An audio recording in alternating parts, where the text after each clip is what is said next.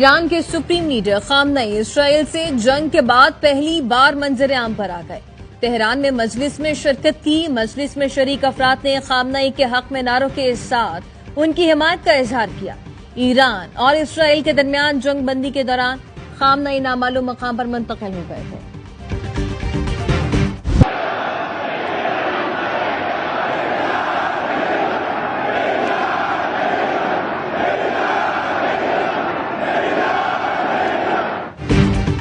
Iran के supreme leader Khamenei Israel से जंग के बाद पहली बार मंजर आम पर आ गए।